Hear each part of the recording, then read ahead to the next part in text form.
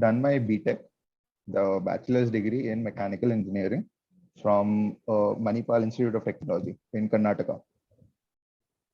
I graduated this year only, sir, in 2021, with a CGPA of 9.15. Then, sir, I wrote GATE. Sir, you able to hear me? Yeah, go ahead. I'm hearing. Okay. So then I had written GATE, and I got like a very high rank, like around 3,000. So then after that, I went for energy engineering in Calicut because I couldn't get energy engineering in Bombay, Kharagpur, or IIT Bombay or IIT Delhi. So these three IITs and IISc Bangalore also, they have an energy department. So but due to my GATE score, I couldn't get that. So Yeah, go ahead. so I just completed my first semester right now, that in NIT Calicut, and I got 8.94 CGPA, like my first semester. So like my aim is to do a PhD, like, and to do a PhD in India, I have to write GATE and JAM exam, JAM, and I don't want to write it again. Like I've already gone with the GATE procedure once. So why you have to write again and again? It doesn't work. You can't use the same one. So with the same score, I won't get into IT Kanpur, Bombay. That's Okay. For PhD. Like if I do a PhD in India, I want to do it in IT. Right, got it. But with my current GATE score, I won't get it. Okay, got it. Understood. So I have to write it again, and like already after writing for the first time, I prepared for 1 year, and then at the last moment, I don't know what happened in the exam. Like when I came out of the exam hall, I was very confident that I'll get a good score. But then when the results came, I was like a little disappointed, and so I don't want to. I don't want to. I understand. Go ahead. So that's why I don't want to write the exams again. Got it. So I was thinking, like, if I do a PhD, I'll do it either in USA or Europe. So like right now, my concern is with US only. Like the problem is after my PhD, getting the H-1B visa, then after that getting a green card. If I don't apply in EB1A category, then like getting a green card is going to be really, really hard. Like there's a good amount of waiting time, right? Yeah, go ahead. Keep saying. Okay. So my first concern with that is like when I go out for a PhD, my aim is like to like go outside, study for a few years, get my PhD, and then work over there. Like I want to go into industry after like my PhD. So I want to go outside and work also at the same time. Like, but in USA, that's going to be little problematic. So I just wanted like your opinion on like how things are in US.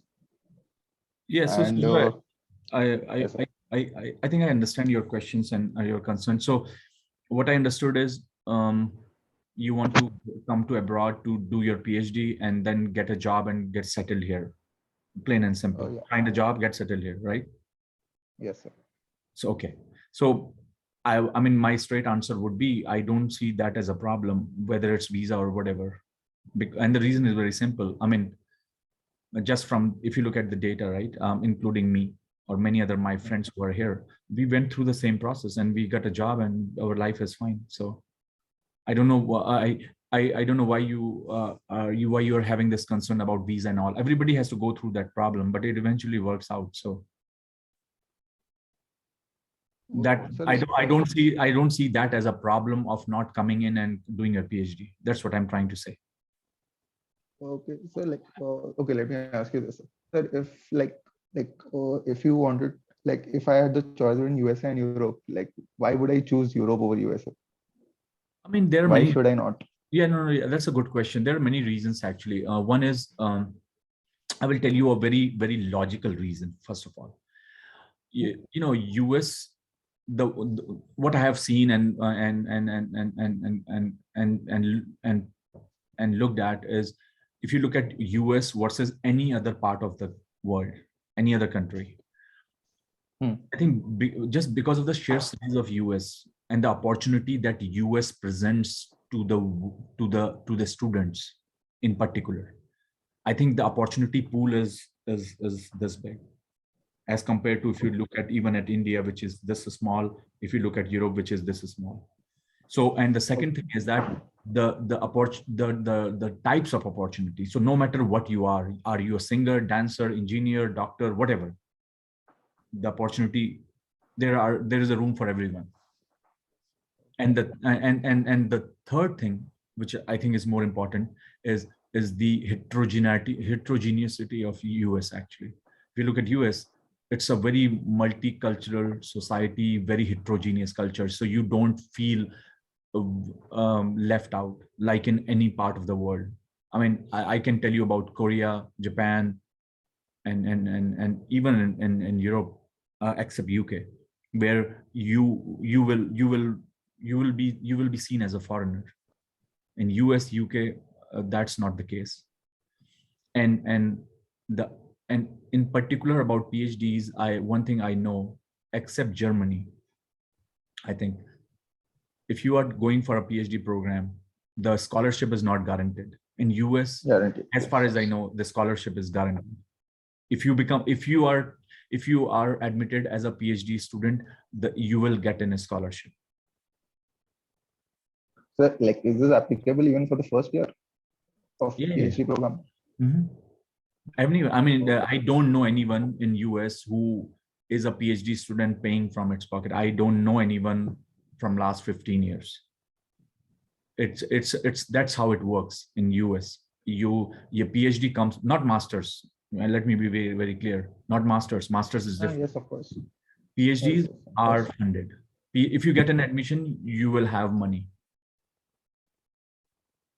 Okay. So that means I won't have to pay any fees. No. I will go by my example or my friend's example, and so many students because this is my home now, that I know. Your tuition is paid off, your health care is paid off, and that on the top of that you get like $2,000 or something per month. So I had a car. It was a second hand and a very, very not very good car, but I had a car and I was managing it, and my friends had a car who they were managing it. So okay. And we were not living luxuriously, but as a student, I think we were having all the fun. We had a house, everybody has his own room, we shared a kitchen, we had a shared bathroom, that's all. But that's how people are. If you want to save money, you can live in you can live, you can share the room too. Many people do that, especially people who are masters. They do that because they are not getting paid, so they want to save money, which I understand. Of course. Right? So, yeah. So, like, right now I'm in my master's program, right? I'm currently doing my second semester right now. So I just wanted to know, like, how should I go about my master's, like, right now for a PhD? Yeah, I would say a couple of things. One is you don't want to screw up your score, GRE, TOEFL, if it is required. That's number one. Don't screw them up. You have to get a good score. If you want to get into a good institute, put it this way, okay?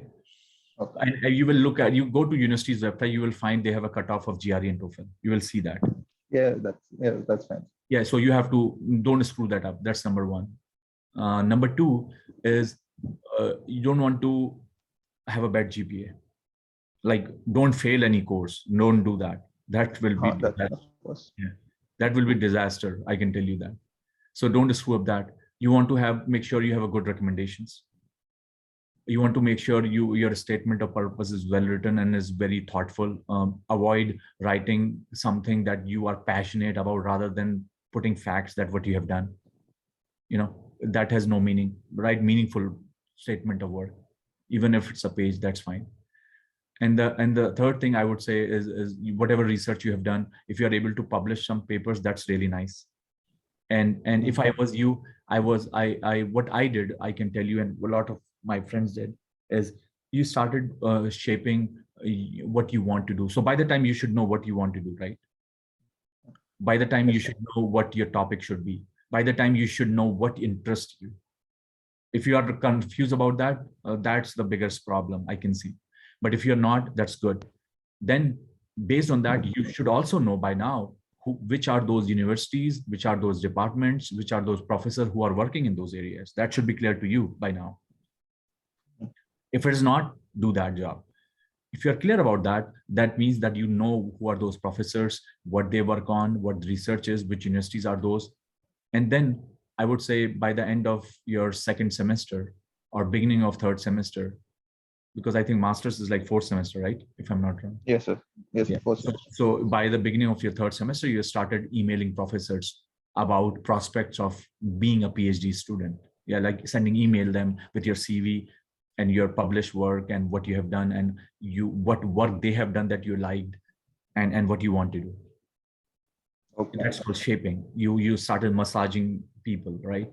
And that's very important because then you are in charge of your own destiny in many ways, right? You are choosing rather than you're sending an email, sending your application to a university, to a department, and the department is going to decide where you want to go. That's important. At least for a PhD students, I think it's extremely important because those 5 years are extremely important for you. Those 5 years becomes your life basically, right? So you don't want to end up where you don't want to be. You want to know whatever you can. And PhD, I think it's important to know who's your advisor, what his attitude is, whether he's a good one or a bad one. You don't know that, right? He might be very good in publishing papers, but he may not be a good person. So avoid that. So you want to have all that information. And once you have all that information, and if you have done right things, your GPA is good, your GRE score is good, TOEFL, whatever, you have good recommendations, letter of recommendations, and then you have a couple of publications, I think you should be fine. And because you have already talked to a professor, a couple of them, you're gonna send your application, and professors will most likely react to your application more than someone who they don't know at all, right? Because they know you have been communicating with them, and hopefully things will be fine. And once you finish your PhD, by whatever year you take, 4, 5, 6, 7, 8, 9, I don't know, depends on how good you do it, because in US there is no limitation. I know people who have finished in 3 years. I also know people who have finished in 7, 8 years. So there's a big variation. Engineering usually on average, engineering is like, I would say 3.5, 4 years. 4 years, I would say, engineering PhDs. Biology are tend to be much more. They are like 7, 6 years or something. But anyway, then like anybody, like any student like us or anybody, you will be on one of those people who are looking for jobs, just like you will find any graduate student do it, and you will be fine. Okay. Sir, like one more thing. Sir, will my bachelor CGPA be considered in the application for PhD? I think so. I think so. I may not be. I may be wrong because I came to do my masters. I didn't do my masters in India. I did my bachelor's from BHU, so I don't know much. But if you are going for a PhD, it may not be that important. Your masters may be more important, right? Mm-hmm. Because you have a master's degree now ahead of your bachelor's. For me, it was only I was master's, right? So if you ask me, it may not matter that much because they didn't ask for my 12th percentage, right? So may not be, yeah. So like right now my CGPA is around 8.94. Like, is it on the good side? I think it's good. Like compared. Yeah. I think it's good. Yeah. I mean, what I'm saying, a bad CGPA is like, I don't know what is bad, because I had like 7.8 or something like that. But a bad CGPA would be considered like below 7, I would say. Really, like something wrong. But I know some of my friends who had like 7 and had mismatches, but they came here for masters also. Some of them, I think, got a scholarship, some may not. I don't remember it now, but I think you are at the right place. So I don't think you should have any problem. What I'm talking about really is like you get like F grade or something and you fail and you have to repeat it. Those would be those will be red flag. That's what I'm saying. Yes. So right now, so touch wood, nothing happened like that. Yeah. So I think if your CGPA is fine, all you need to do is focus probably on your focus on your CGPA. No, sorry, focus on your TOEFL or GRE score more. and then Oh, focus okay. more on massaging professors, focus on publishing papers, probably. No, focus on your thesis, of course. Yeah. Sir, one more thing. For my master's thesis, like, can I do a like internship in university abroad? Like in the if I get like, will it I mean, be again, good if you get, if I but get? you have to Sorry, understand one thing. Don't put too much thoughts on that, because ultimately you want to find a PhD, right? So yeah. if doing an internship is going to delay your thesis, I personally won't do it. Okay. Yeah, Fine. because my first job is to finish it. Because if I'm not able to finish my master's, I'm not going out to do PhD at all. And then you have to wait for another one year. I mean, you will be finishing when in next year, 2023 right? So June month. you In don't have June. much time, right? So as I said, you have to work on a lot of things. You have to work on writing your thesis. You have to work on writing GRE TOEFL. You have to work on writing your papers. You have to work on sending applications. You have to work on massaging professors. I don't know when you get time to do internship. Oh, okay. So because like GRE and TOEFL, I'm planning to write it by this semester. Like, because again, due to this third wave, we are doing the second semester online only. So I'm planning to complete my GRE TOEFL this semester only.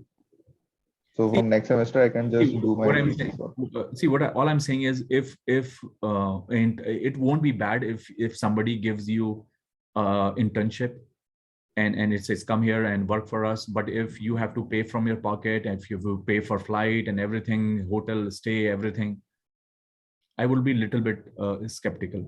You can do, I mean, these days, to be honest with you, if I was you, and if I know a professor, if able to convince him or her that I can do some work for him, even in India, especially if the work is related to computational, um, I don't think that's a bad choice to be honest.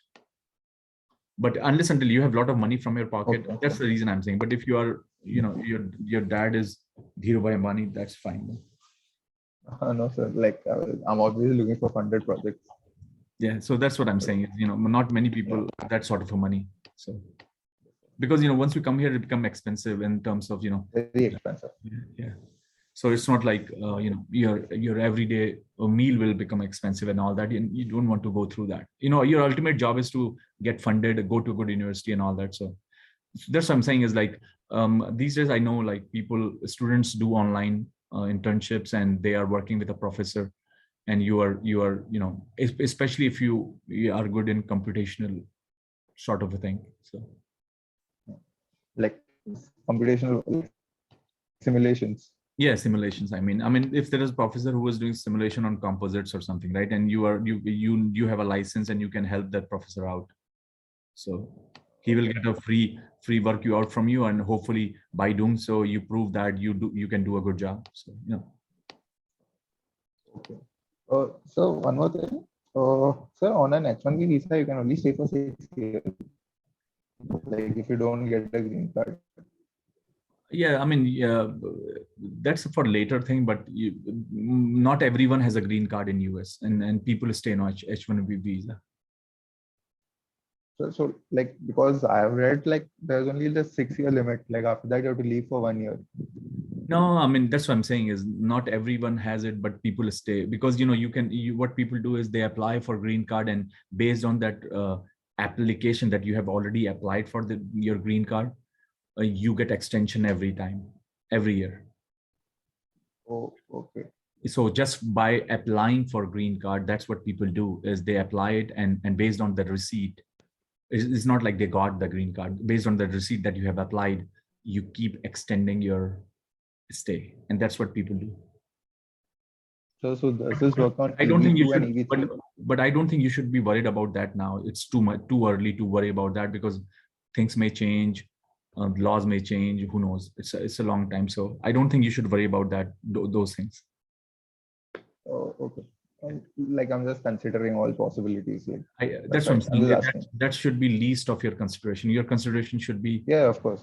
yeah, that because all these things are very subjective, very fluid. They keep on changing. Okay. Yeah. So, so like my last thing is about this thing, like postdoc. So Mhm. like, so I've spoken to a few professors in my college, and like I've told them that I want to do a PhD. All these, they have suggested that like with my PhD, I complete my postdoc also, and then go for like a academic job, like stay in academia. I mean, So like I don't think anybody can tell you what you want to do. What you want to do, you like know. they suggested this. So like People can suggest you like to be king of Persia, but what I'm saying is what you want to do. You know that, right? yes, so I don't want to get into this thing postdoc right now. Like as of now, I don't have that plan.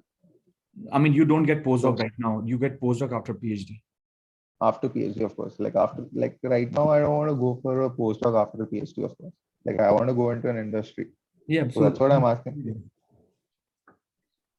Sorry. what I'm saying is like, if your question is not clear to me, to be honest with you, that's the reason I'm asking you all these. I'm trying to figure out what you're trying to say. But if you're saying should I do a postdoc, that's totally your choice. I mean, I am not the one who's going to tell you to do it, but you will have option to do a postdoc. You will have option to go for an industry. Okay, fine. That's all I So can say. like okay, so And fine. and I can tell you also that one thing that happens to a lot of students, and that has happened to me because I was not able to find an industry job right away. I did my postdoc. That is very common. Oh, But what I'm saying is for PhD students, that's a good thing that they can always go and do a postdoc if they don't find a job rather than kicked out from the country, which master's student don't have, oh. right? So because So do you have postdoc doesn't require this visa stupidity thing. You can do a postdoc without having issues with visa. I don't want to go too much detail, but that has no nuance using with regards to visa. But with industries job, because you have to get a visa and all that, it has more nuance. So sir, one more thing. You have my CV. Like, can you suggest like how the CV is? Like, is it good? Is it bad? Like, how should I improve? good, bad, and ugly. No, sir. Like, how my CV is? Like, you have gone through my CV, right? Like, I have sent you. I think So, your like, could CV, you? I think your CV is fine. I would say just like any other CV you expect from a undergrad or a master's. I mean, there you Okay. definitely need to add more meat to it about your research experience and all that. I don't see a publication there, which is missing. No. I don't see conferences that you have attended that is missing. So definitely those Mhm. would be a red flag to me. Okay, But, fine. but I would say your CV doesn't. If you ask me, does your CV stand out? I won't say yes, but your CV is okay. But it need definitely good work if you want to land up in a good place. So about conferences, I'm going to one conference in April. So for that, me and my friends, we are writing a paper Yeah, so that's important. with the help of a yes, sir, with the help of a professor. So we are planning to go for this thing See, one thing you have to conference. So understand, make sure if I look at your CV, what I will like to add, see here is some publication, whether they are in print or not, in process or not. I would also like to see a okay. couple of conferences that you have attended. I would like to see Mhm. a couple of conferences that you have presented, not just written, but presented. So, those things are missing here. If you have any awards that you have won, I would put that too. If you have done any extracurricular activities, I will add that too. I mean, you have a couple of them here, but see if you can. Okay. Any experimental proficiency you have, I will write that too. Uh, If you have, yes, sir. Experiment. We conducted in the research experience only is that we have conducted an experimental this thing on a solar air for heater. example, no, for example, you have written software proficiency, like ANSYS and all that. I would like to see experimental. You don't know how to run an SEM. Do you know things like that, like experimental tools that you have used? Okay, fine. That's what I'm Okay, saying. okay. Like, for example, if you have done this experiment, let's say Hmm. if you run MTS system, or if you have run, I don't know, if you build any experimental system, if you know how to do material characterization. I'm just talking about. So if you have used tools that are related, just like experimental tools, please write that too. Okay, fine. French best. Mhm. Other than that, I Okay, think sir. it's fine. And don't shy away if your CV goes like 3 pages or 4 pages, right? Don't shy away Yes, with that. That's fine completely. Okay. So, and in my internships and my this thing research experience, should I expand? Like, should I give more details about what I've I done? would Like say exactly. yeah, one thing you're missing is what is your thesis topic, right? You want to write your if you have done in bachelor's your thesis, you want to write that too. If you have not done, that's fine. Okay. If you have done a thesis in your MTech, write that too. But also write a little description about what you have done. Like a very like I would not go more than 4 or 5 lines. Okay. Okay. But that summary has to be well defined, very targeted, not bullshitting, like very targeted, like what your contribution was. Okay. It will be that detailed and what you learn, because it's not about, somebody told me a long time back, what's the difference between a master's and a PhD? Master's is something where somebody did something and you're repeating it. And you said, I did the same thing and I was able to do it. Maybe better, it's okay, right? That's master's. You can get a master's thesis. With PhD, you have to say, you can't say, I did the same thing. You say, what new you did. The new part has to be there. So just to let you know, if you're writing a summary on bachelor's thesis or master's, if you are not able to refine it out that what new you have done, that's okay. Okay. Fine. Yeah. Okay. Oh, Anything else? got it. Oh no, sir. Nothing. Like these 4 points you have covered. Like these 4 points were the one I was worried about, and Yeah, you don't and you have to have covered worry. those, and I'm happy. So, Yeah. No, don't worry about so it. And as I said, you many people keep asking this question about visa and this, what will happen after that. I mean, just imagine mm, there are more than 80,000 students come to US every year. What happens to them? Same thing happened to you. It's not like all the 80,000 go back, right? Maybe 1%. yeah, For many other yeah, reasons, okay, not just for visa, right? They might go back because they don't like US. They might go back because they are getting homesick. They might go back because they did poor job here.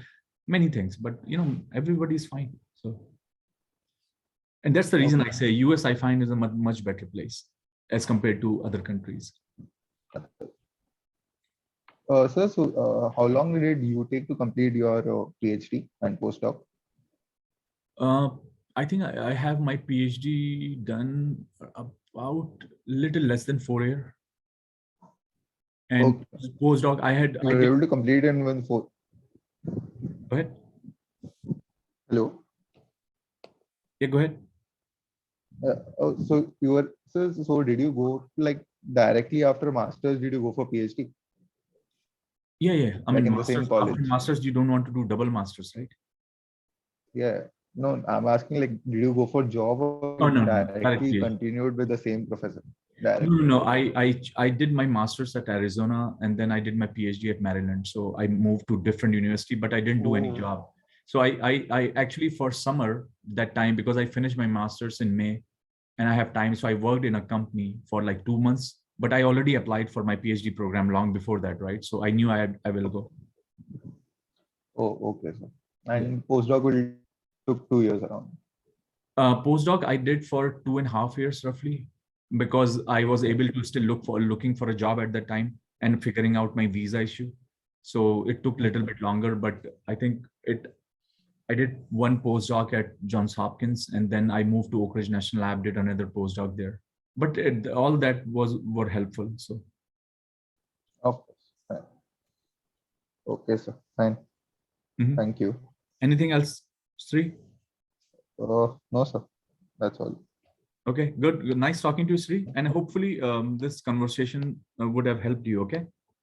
Yes, And, of and, course. Yes, and keep in touch. If you come to US, just shoot me an email. yes, absolutely. Yeah. Thank you, sir. Yeah. You too, man. Bye. Bye.